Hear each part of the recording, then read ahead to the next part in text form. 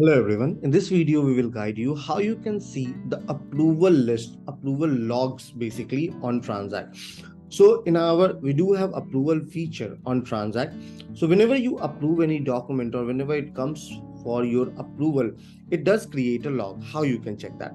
On your left hand side, you need to go in approval module. So here you will see approval module option. Please click on this.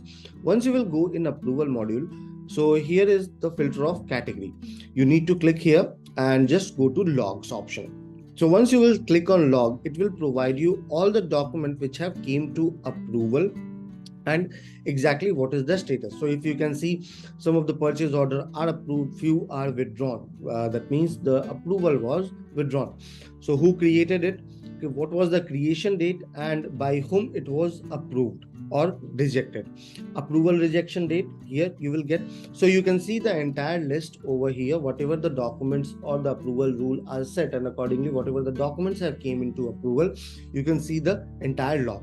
On your right hand side, very top, here is the rule option from which you can go ahead and just add a approval rule for your documents. I hope this particular video will be helpful to you while checking the approval log. Have a good day ahead.